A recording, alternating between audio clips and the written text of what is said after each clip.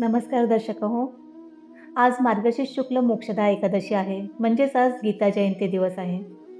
साधारण 5 महिन्यांपूर्वी मी आपल्या YouTube चॅनलवरती एक व्हिडिओ दिला होता, ज्यामध्ये मी आपल्या YouTube चॅनलचा उद्देश आणि काही उपक्रमांबद्दल सांगितले होते. त्याच उपक्रमांपैकी एक उपक्रम म्हणजे मी श्रीमद भगवद्गीतेवरती मला जे सुचेल त्याप्रमाणे भाष्य करण्याची इच्छुक होती, असेही सांगितले होते. खरं तर हा उपक्रम मी चातुर्मासातच सुरू करणार होते, पण काही कारणाने मला ते शक्य नाही झाले. तर मी आता शक्य होते म्हणून याची सुरुवात करते. खरं तर या उपक्रमाची सुरुवात करण्यासाठी गीता जयंतीपेक्षा आणखीन उत्तम दिवस कोणता असू शकतो? चला तर मग आजपासून आपण श्रीमद भगवद्गीतेवरती काही व्हिडिओज पाहूयात. आजच्या व्हिडिओमध्ये मी श्रीमद भगवद्गीतेचे महात्म्य या विषयावरती बोलणार आहे. दर्शक हो, श्रीमद भगवद्गीता ही महाभारताच्या भीषण युद्धभूमीवर घडलेला मानवाच्या आत्मिक प्रवासाचा मार्गदर्शक ग्रंथ आहे. जीवनात येणाऱ्या द्वंद्व, कर्तव्य, कर्म, भक्ती, ज्ञान, योग, आत्मस्वरूप आणि परमसत्य यांविषयी श्रीकृष्णांनी अर्जुनाला दिलेले उपदेश म्हणजे श्रीमद भगवद्गीता, जी 18 अध्यायांमध्ये विभागलेली असून प्रत्येक अध्याय मानवाच्या आध्यात्मिक उन्नतीची एक पायरी आहे. कुरुक्षेत्रावर युद्ध सुरू होण्याच्या क्षणी अर्जुनांचे मन खचते. कुटुंबियावर बाण उगारण्याची कल्पनाही त्यांना सहन होत नाही. अशा वेळी असहाय्य, शोकाकुल आणि विमनस्क श्री अर्जुन भगवान श्रीकृष्णांना शरण जातात. हाच तो क्षण गीताोपदेशाचा प्रारंभ बिंदू आहे. भगवान श्रीकृष्ण अर्जुनांना प्रथम स्वधर्म, कर्तव्य आणि आत्म्याचे अमर स्वरूप समजावतात. शरीर नाशवान असले तरी आत्मा अविनाशी आहे. तो ना जन्मतो ना मरतो. म्हणूनच कर्तव्य म्हणून युद्ध करणे पाप नसून धर्म आहे. यानंतर भगवान श्रीकृष्ण कर्मयोग सांगतात. कर्म सोडू नये, पण त्याचे फळ ईश्वराला अर्पण करून निष्काम भावाने कर्म करावे. हा मार्ग मनाला स्थिर करतो आणि माणसाला कर्माच्या बंधनातून मुक्त करतो. भगवान श्रीकृष्ण पुढे ज्ञानयोग स्पष्ट करतात. शरीर, इंद्रिये, मन, बुद्धी यांचा संबंध आणि आत्म्याचे तटस्थ शुद्ध स्वरूप याचे विवेचन त्यात आहे. माया, प्रकृती आणि पुरुष यांचे नाते समजल्यावर मनुष्य भ्रमातून मुक्त होतो. यानंतर ते ध्यानयोग सांगतात. मनाला एकाग्र करून आत्मअनुभूतीपर्यंत पोहोचवण्याचा मार्ग यात सांगितलेला आहे.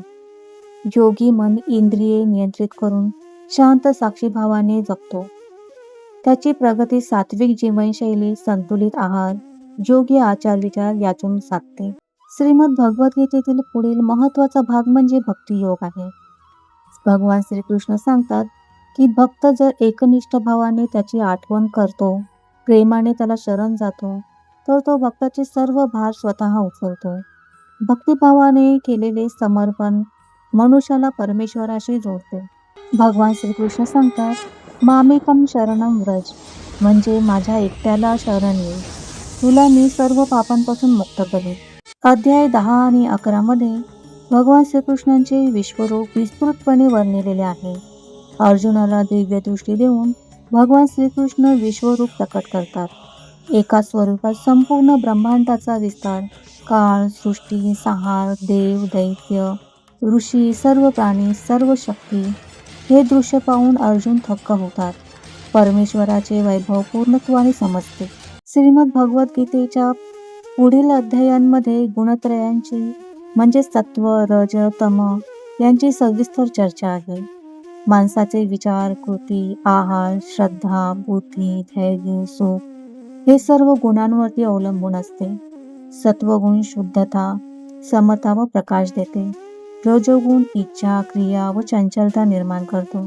तर तमोगुण अज्ञान, आळस, जडत्व आणतो. जीवनात सात्विकता वाढविणे हेच योगाचे खरे लक्षण आहे, असे भगवान श्रीकृष्ण या अध्यायांमध्ये सांगतात. श्रीमद भगवद्गीतेच्या 13 ते 18 अध्यायांमध्ये क्षेत्र, क्षेत्रज्ञ, प्रकृती, पुरुष, ज्ञान, अज्ञान, विवेक, धर्म, कर्तव्य, सत्व, रज, तमांचे परिणाम, विवेकाधारित कर्माची फलश्रुती आणि शेवटी मोक्ष यांचे सविस्तर वर्णन केलेले आहे. भगवान श्रीकृष्ण अर्जुनाला सांगतात की मानवाने आपले कर्तव्य, आपला स्वधर्म ओळखायला हवा. दुसऱ्याचा धर्म कितीही श्रेष्ठ असला तरीही स्वतःचा धर्म पार करणे अधिक महत्त्वाचे आहे. कर्माचे फळ मिळो वा न मिळो, यश अपयश यांची चिंता न करता कर्तव्यनिष्ठ राहणे हेच मोक्षाचे पहिले पाऊल आहे. अंतिम अध्यायात गीता तिच्या पूर्ण निष्कर्षावर येते. ज्ञानाने विवेक निर्माण होतो, कर्मयोगाने मन शुद्ध होते, भक्तियोगाने परमेश्वराशी एकत्व निर्माण होते आणि ध्यानाने आत्मसाक्षात्कार होतो. हे सर्व मार्ग शेवटी एकाच अंतिम सत्याकडे नेतात, ईश्वर प्राप्ती किंवा मोक्ष म्हणजे जन्ममृत्यूच्या चक्रातून मुक्तता. श्रीमद भगवद्गीतेचे सार म्हणजे कर्म करा पण त्याचे फळ ईश्वरावर सोडा. मन शांत ठेवा, बुद्धी स्थिर ठेवा आणि भक्तिभावाने परमेश्वराला स्मरण करा. अर्जुन भगवान श्रीकृष्णांच्या उपदेशाने अज्ञानातून ज्ञानाकडे, शोकातून स्थिरतेकडे, भ्रमातून धैर्याकडे प्रवास करतात. त्यांच्या मनातील शंका श्रीकृष्ण दूर करतात आणि शेवटी अर्जुन ठाम निर्धाराने म्हणतात, नष्टो मोह स्मृतिर्लभा करिष्ये वचनं तव. माझा मोह गेला, मला स्मृती परत आली आणि मी तुमच्या आज्ञेप्रमाणे आचरण करेन. श्रीमद भगवद्गीता ही केवळ धार्मिक ग्रंथ नसून मानवाच्या अंतर्मनातील संघर्षांना उत्तर देणारा मार्गदर्शक ग्रंथ आहे. जीवनात काहीही घडले तरी शांत मनाने, निष्काम कर्माने, विवेकाने व भक्तिभावाने पुढे जाण्याचा संदेश देते. श्रीमद भगवद्गीता मनुष्याला स्वार्थाकडून परमार्थाकडे, अंधारातून प्रकाशाकडे आणि वैयक्तिक भ्रमांकडून परमसत्याकडे घेऊन जाते. सरतेशेवटी गीतेचा मुख्य संदेश एका वाक्यात सांगायचा झाला तर धर्म, कर्तव्य, प्रेम, ज्ञान आणि समर्पण यांच्या संमेलनातूनच ईश्वर प्राप्ती आणि खरी जीवन शांतता साध्य होते.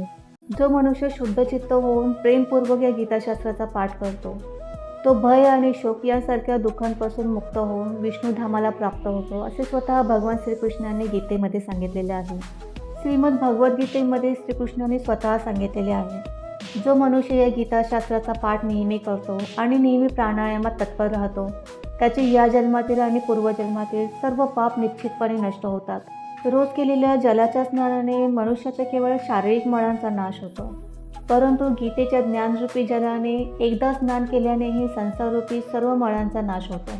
जे महाभारताचे अमृतसार आहे आणि जे भगवान श्रीकृष्णाने स्वतः सांगितलेले आहे, अशा गीतेचा गंगाजळाप्रमाणे पान करणारा मनुष्य या संसारामध्ये पुन्हा कधीही जन्म घेत नाही. श्रीमद भगवद्गीतेचे खूप सुंदर वर्णन करणारे खूप प्रसिद्ध वाक्य आहे, ते मला इथे आवर्जून नमूद करावेसे वाटते.